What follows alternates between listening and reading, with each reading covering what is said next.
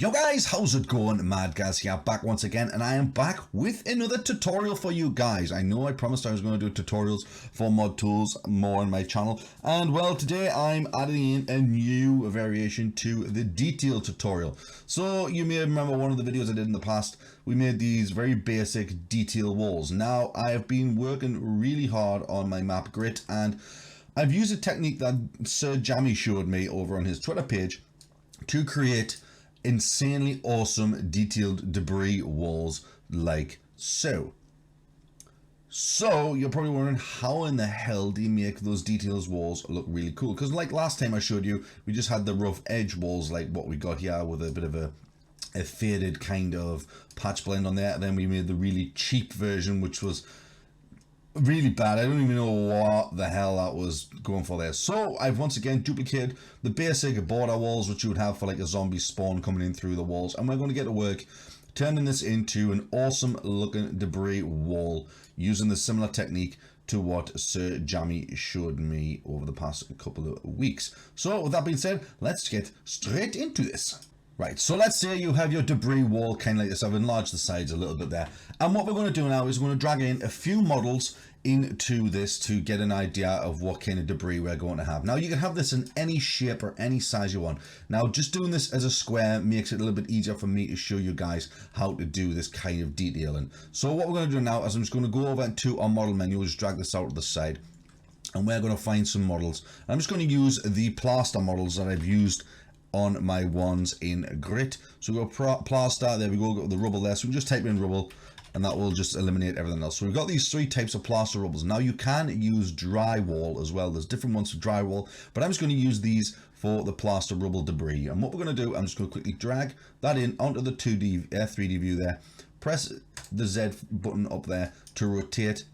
And in the 2D view, I'm just going to drag these around and up a bit just so they're in there. And if you look in the 3D view, you can see they're just kind of sticking through. We'll just drag that in a bit like that, so you got a little bit of debris corner right there. And I'm going to go around the entirety of this wall, filling in with these plaster debris models like so, rotating them so each one looks slightly different than the last. And you can just do this fairly simply just by doing that, and when you get that, you can press R to rotate and just rotate these around to get different style of debris. So I'm going to go quickly fill all this in. It will be an instant to you, but probably take me about 20,000 hours to me.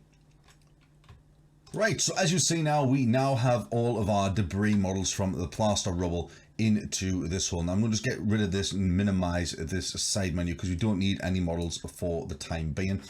And what we're going to do, just to make things a little bit cooler, I'm going to quickly just select all the sides of this wall right here, and I'm going to bring these in. I'm just going to press lock to the y-axis just so when I bring these in they don't distort.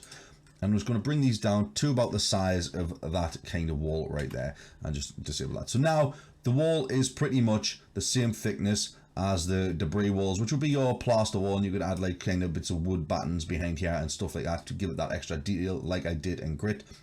But what you're here for now is to see the awesomeness to turn this into a cool debris wall. So what we're going to do now is I'm just simply going to just select a blend texture. I'm just going to go into the texture search bar down here. We will search just a simple blend texture, and we could even just go blend plaster if we really want to try and see if we can find some blend plaster stuff like that. And we have some cool stuff there we could use. We could just scroll down, see if we can find a cool blend plaster. There's not, I don't think there's an amazing amount to choose from, so you've got to be kind of like pretty good in what you're deciding.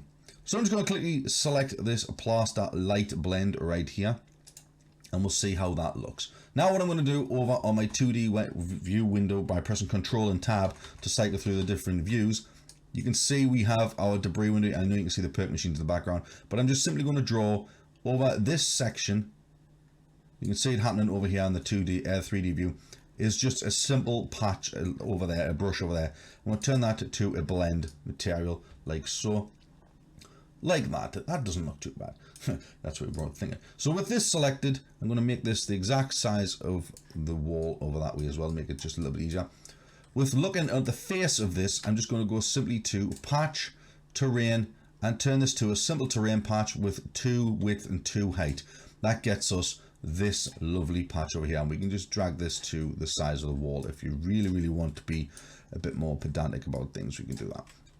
So this is where like the main feature works into this. So what we're going to do is we're going to press V on our keyboard to bring up the vert menu for this patch. And what we're going to do is I'm going to select those two verts just by simply left clicking and dragging over those two verts, and then we'll press Control Shift and A to add a new row of verts. Now here is the cool part. This middle row right here, this line here, we've now got to line up with the join of the model and the brush. So what I'm going to do is just going to select this one, and we can go into our 2D view, and with pressing Alt, we can just drag these down, Alt and left click, and drag these down to the line like so on there. So they are now bang smack on that line, and this is where the blend will happen. The blend of this texture will happen onto this line here, and we will blur out the other two lines at the top to give you that lovely fade in to the debris and the brush. All we're going to do now is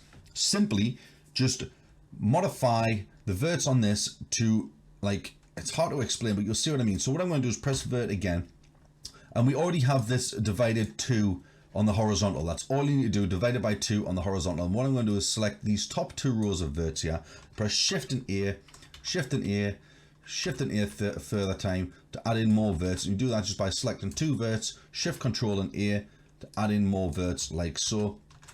And we have a fair few verts there right now. And then all we can do now is select some of these verts. So I'm going to select this top row verts right now, and in this entity window over here, you can press G on your keyboard to bring up the G vertex color editing panel. And what we'll do when we have these selected right now, we're going to sit and hit this to a alpha on this menu and drag this down. Now if you look carefully in the 3D view, you'll see when I move this that it slightly changes. Now the texture is fairly similar, so we could probably use a different texture, but since it's matching to this, it will look pretty cool. You can kind of see the texture change slightly. So what we're going to do is hit apply on that. Then we're going to select this bottom row of verts and just simply hit apply again.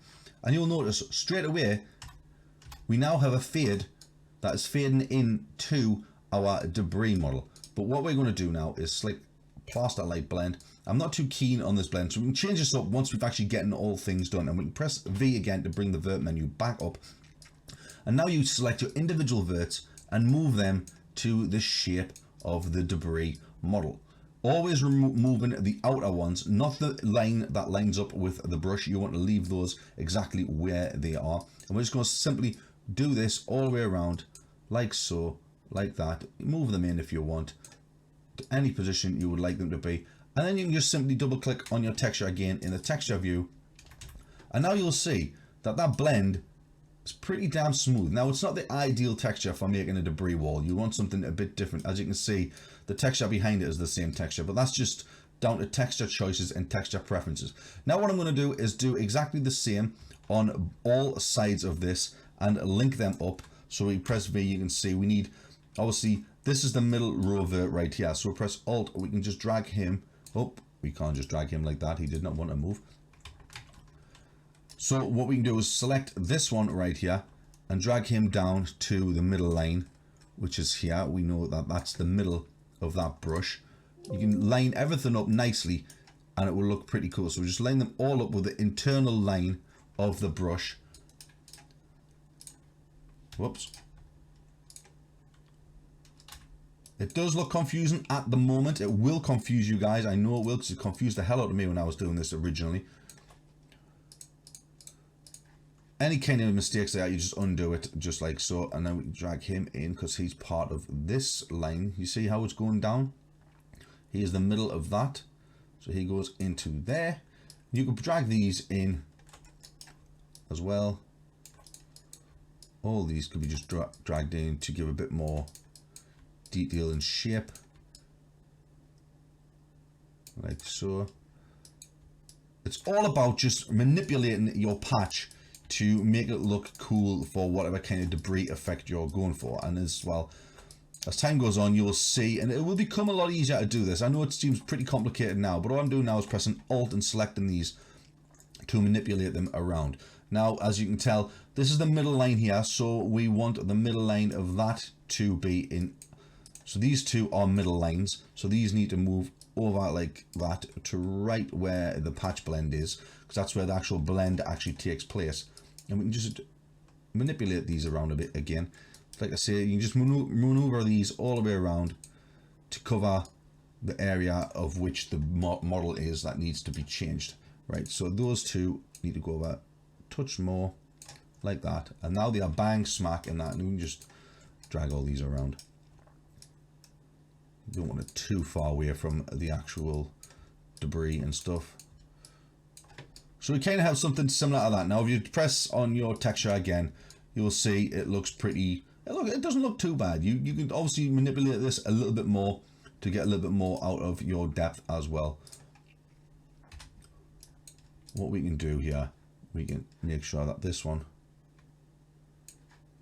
just changing the like opacity and value of the alpha on these really does help things out. So you can see there now, this curve is now starting to look a little bit more neat. Now I'm going to do exactly the same for all the sides, and then we'll manipulate the textures to make something look cool.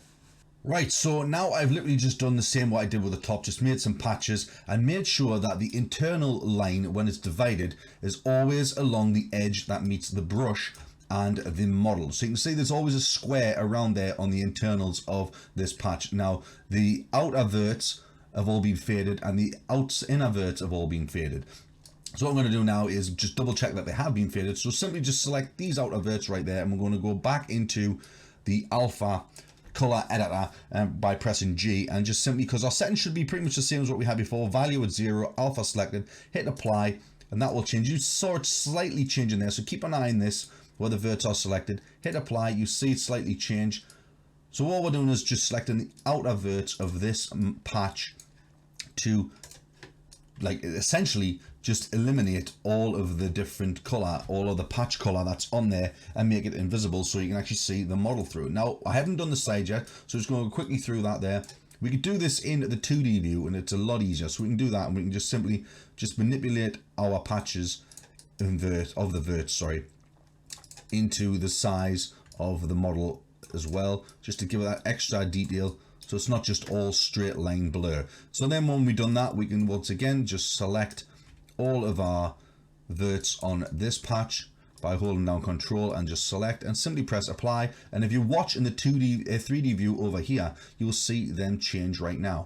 Bonk. You see them, they now get a nice fade, so they fade into the actual model we are trying to make it look like a debris. And we'll just simply do this again with all these other verts along the bottom and the side, just like manipulate them. Whoop, we don't want to manipulate the middle ones, always just do those ones like so. Drag him down, he's up there like that, and we'll once again select those two, and just to be sure to say, select them and press apply, and we now see that those have blended away. Now this one looks a bit dodgy because he's small cutting there, so we could probably increase him up a little bit, but we don't bring it too much because you have a weird blur effect there, right? So we got those done. Same again on this blend patch right here. V to bring up your verts, and we're just going to select all these internal ones like this. Just a simple select over, just what I was doing before, but I was doing it in singles. Hit apply, and that adds a blur to that. And what we can do is go to the 2D view and just drag them out separately by holding down Alt and left clicking to maneuver these around, just like so. And that is pretty much it. I know it looks fairly square and it looks fairly like boring as kind of patch blends go, but that is how it is done. We have some sort of weird blend issue going on here. That's right, because this one needs to move down. So if he moves down like that, hit the blend on that, we have a weird issue there. I don't know what the hell is going on. I've got my verts all mixed up. You're going to try and keep things kind of level. So we now have kind of similar to what I was trying to do on one of these ones, but obviously I was just deleting it with like the painting tool, and it looked kind of naff. Now we have something that looks a little bit better. So what I'm going to do now is I'm just going to select the plaster behind, select the textures behind, and we're going to change these textures to see if we can get something a little bit more resemblant to the debris. Right, so I've changed the outer rim of the plaster. Now it looks a little bit better. It's not amazing, but I'm going to select our plaster patches that we've got there. And I'm going to change the texture on these to see if we can make them look a little bit more better. Right, so I've done this now. We're now using Concrete Trowel Blend as our blend texture. And it doesn't look too bad as debris walls go, but I want to make these a little bit different. So I'm going to just select our patches once again. And now I'm going to edit the outer verts. So press V on this, and I'm just going to simply drag these outer verts just to give it that little bit extra edge, because it's a bit too straight down this side. And I would like it to be a little bit more jagged, as if the wall was actually caved in. Because walls, well, if they were broken, they wouldn't just be all nicely straight edged and stuff like that. So we just drag some of these down. Obviously, depending on the size of your wall and the size of your hole, then like things will change. I said size of your hole, haha. We can do that and bring this one maybe in a bit, just to break it up a bit, so the shape and color and everything looks a little bit different, so it's not all uniform and boringly square. And simply what we'll do now is, with those selected, is double click on our texture and it brings them into that. We press F9 to go into game view. Now that looks like a pretty cool debris wall compared to what I was showing you last time. That is like this one is kind of like the medium way of doing it. That one is just the absolute basic idiot way to do things. This is more advanced, and you do take your time. You can see I've got a bit of a split there with the verts, but also you spend a little bit more time on this, you can get some cool detail patchwork as well. You can even go further to go to the entity browser and search decal, like I did on mine in Grit. If you spell decal correctly, unlike I did, drag a volume decal onto this thing, rotate it around so you get the texture right there, drag it in, and we're going to search for crack, and we're just going to search for a simple crack. We're going to use, let's say we will use this crack in a line, and we go into our surface manipulator over on here, surface inspector, sorry, set to both. I'm just going to resize this, if my mouse will let me select it. Maybe it won't, and drag that up like that, and then we can rotate to maybe have the crack appear coming from this little nook in our split. And what you can do as well is, with this selected, you can go to entity info and feather in the edges. So we're going to feather in the Z. You can see it feathers in nicely, so we'll just feather it just from that crack right there. And there you go. You could detail this up as much as you want, adding in extras and stuff like that to make it look pretty cool. What I would do next is, personally, I would select my patches once again, just like so, and then in my 2D view I'll just press spacebar to duplicate them, drag them back to the place and put them with a different crack texture. So we put a crack texture on as well. You now see we are getting a cool crack effect onto a wall. Granted, you need to blend this in a little bit more. We can maybe change that crack texture because it's not the greatest. We can probably just put this one in here like so. There we go. It's a little bit more lighter, and it adds in some cool little cracks and breaks into the wall to look like the wall is actually being cracked and pulled away from its existence. But there you go. That is how you do a cool detailed wall using the patches and models. Kind of like what we were showing in this one here. You're kind of doing it that way, but this way I believe is a lot more cooler looking and highly detailed. And I would say it's the more like advanced way to do your patches. But that's pretty much it. Hope you did like this video. If you did, hit that like button for more mod tools, detailing tutorials and different things like that. And if you are new to my channel, please subscribe, and I shall see you guys in the next one. Happy modding.